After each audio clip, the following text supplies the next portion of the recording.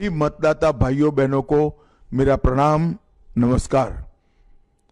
आज उज्जियारपुर की सभा में मेरे साथ मंच पर उपस्थित श्री प्रशांत कुमार पंकज जी, रालोम के प्रत्याशी, सराय रंजन से श्री विजय कुमार चौधरी जी, जदयू के प्रत्याशी मोरवा के श्री विद्यासागर निषाद जी, जदयू के प्रत्याशी, और आज इस सभा में उपस्थित मेरे साथी मंत्री नित्यानंद राय जी और पूरे उज्जियारपुर से आए हुए भाइयों बहनों, आप सभी को मेरा नमस्कार, प्रणाम। सबसे पहले आज खराब मौसम के कारण हेलीकॉप्टर उज्जियारपुर आ नहीं सकता, इसलिए मैं वर्चुअल तरीके से आप लोगों से बातचीत कर रहा हूं, इसलिए मैं आप सभी का क्षमा प्रार्थी हूं। मेरी बहुत आने की इच्छा थी, उज्जियारपुर पहले भी मैं 2 बार आया हूं, मगर इस बार मौसम ने मुझे रोक लिया है। आप सारे एनडीए के प्रत्याशियों को जिताकर भेजिए, चुनाव के बाद मैं निश्चित रूप से उज्जियारपुर आऊंगा। भाइयों बहनों, ये जो भूमि है, ये सीता माता के तप, त्याग और तपस्या की पावन भूमि है। मैं मिथिला को शीश झुकाकर प्रणाम करना चाहता हूं। ये भूमि विद्यापति की भूमि है, ये भूमि उभय भारती और मंडन मिश्र की भूमि है। ये महान मिथिला भूमि ने बहुत बड़ा ज्ञान का पुण्य यहाँ पर अर्जित किया हुआ है। सूर्य की प्राचीन मूर्ति, शिवलिंग और नंदी चक बिदेलिया गांव में पाल युगीन मंदिर के गर्भगृह में है, इसको भी मैं प्रणाम करता हूं। भाइयों बहनों, यहां पर 6 नवंबर को पहले फेज में ही चुनाव है। आपको 6 नवंबर को ये तय करना है कि बिहार किसके हाथ में रहेगा।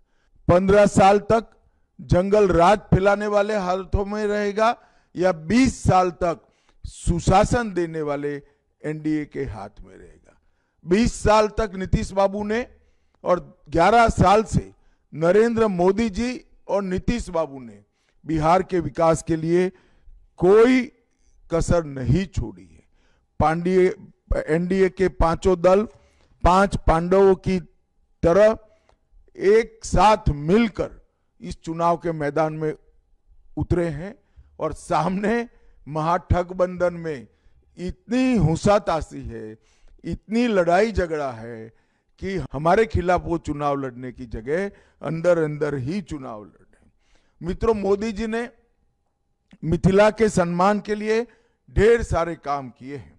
भाजपा ने मैथिली भाषा को 8वीं अनुसूची में डाला, मैथिली भाषा में संविधान का अनुवाद कराया, मिथिला की शान ऐसी पाक को डाक टिकट जारी कर सम्मानित किया, मधुबनी पेंटिंग को जीआई टैग दिया, शाश्वत मिथिला महोत्सव गुजरात में शुरू किया, स्वर्गस्थ शारदा सिन्हा जी को पद्म विभूषण से सम्मानित किया और मखाना बोर्ड की स्थापना भी नरेंद्र मोदी जी ने की है।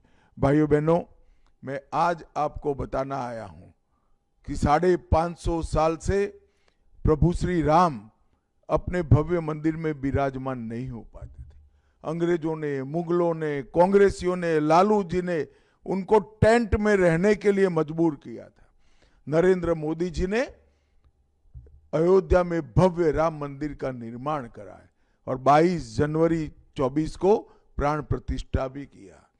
जब अयोध्या में प्रभु श्री राम का भव्य मंदिर बनता है तो हम सब का भाव था कि यहां पर भी, बिहार में भी सीता माता का भव्य मंदिर बने।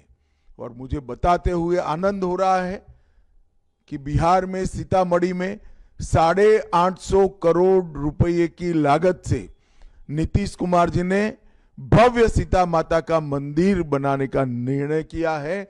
इसका भूमि पूजन भी हो गया है और बहुत कम समय में 2 साल के भीतर ही नरेंद्र मोदी जी इसका उद्घाटन करेंगे। आज मैं उजियारपुर के लोगों को कहने आया हूं कि कुछ दिन पूर्व कांग्रेस के नेता राहुल गांधी बिहार में आए थे और उन्होंने एक यात्रा निकाली। वो यात्रा थी घुसपैठिया बचाओ यात्रा। उजियारपुर की जनता को मैं पूछना चाहता हूं कि बिहार की मतदाता सूची में क्या घुसपैठिए होने चाहिए? बिहार में घुसपैठियों को सुरक्षित रखना चाहिए। भारतीय जनता पार्टी का स्पष्ट मत है, एनडीए का स्पष्ट मत है कि बिहार की मतदाता सूची से चुन चुन कर घुसपैठियों को निकालना चाहिए। एसआईआर के माध्यम से चुनाव आयोग ने ये काम किया है, हम इसका स्वागत कर रहे हैं और अब पूरे देश भर में एसआईआर होने जा रहा है। ये पूरे दल, चाहे कांग्रेस हो, ममता हो, लालू जी हो, बसपा हो, सपा हो, सभी दल एसआईआर का विरोध कर रहे हैं। मगर मैं आज उजियारपुर की भूमि पर से राहुल गांधी को बताना चाहता हूं, जितनी भी यात्राएं आपको निकालनी है वो निकाल लीजिए। बिहार की धरती पर से, देश की धरती पर से चुन चुन कर एक एक घुसपैठियों को हम देश के बाहर निकालेंगे। मतदाता सूची से भी उनको कमी करने का काम, हटाने का काम हम करेंगे। भाइयों बहनों, उजियारपुर में, समस्तीपुर में ढेर सारा काम विकास का हमने किया है। आमस, दरभंगा, पटना, पूर्णिया ग्रीनफील्ड एक्सप्रेसवे बनाया है। रक्सौल हरदिया ग्रीनफील्ड एक्सप्रेसवे का निर्माण हुआ है। 96 करोड़ से रोसड़ा शिवाजी नगर पथ का चौड़ीकरण किया गया। 62 करोड़ से शिवाजी नगर प्रखंड से शंकर घाट, उस पर पुल का निर्माण जारी है। 322 करोड़ से बलान एवं जमुआरी नदी की गाद उड़ाही की योजना चालू है और शंकर घाट पर एक आरसीसी का कंक्रीट ब्रिज भी हमने बनाया है। पूसा कृषि विश्वविद्यालय को हमने राजेंद्र प्रसाद केंद्रीय कृषि विश्वविद्यालय का नाम देकर राजेंद्र बाबू को भी सम्मान किया है।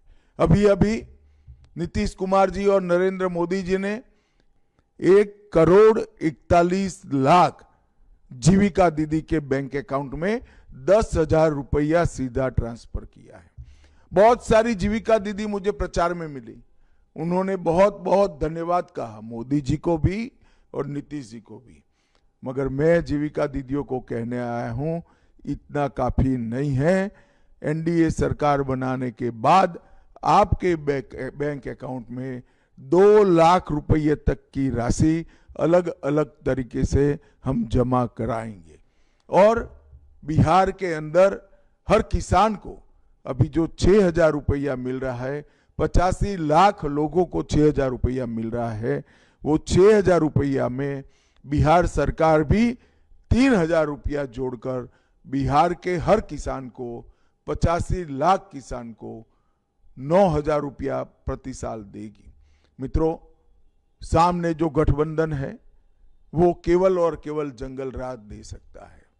नरेंद्र मोदी जी और नीतीश कुमार की जोड़ी गंगा पर पुल बना सकती है, नए एयरपोर्ट ला चुकी है, कई यूनिवर्सिटियां बना रही है, पेट्रोल की रिफाइनरी आ रही है, बरौनी के खाद का कारखाना का विस्तार हो चुका है, मखाना बोर्ड की स्थापना हो चुकी है और ढेर सारे किसानों को एमएसपी से गन्ना, धान और गेहूं की खरीदी भी करीब करीब 2300-2400 रुपये से हम कर रहे हैं। तो विकास का दूसरा नाम है एनडीए, विकास का दूसरा नाम है नीतीश कुमार नरेंद्र मोदी की जोड़ी। और मेरा आप सभी से आग्रह है कि तीर छाप निशान, हेलीकॉप्टर छाप निशान और कमल छाप निशान पर बटन दबाकर एनडीए के सभी प्रत्याशियों को जिताइए। यही मेरी आपसे अभ्यर्थना है। फिर से एक बार, मैं आज आपके सामने रूबरू नहीं आ पा रहा हूं, इसलिए मैं आपसे क्षमा प्रार्थी हूं।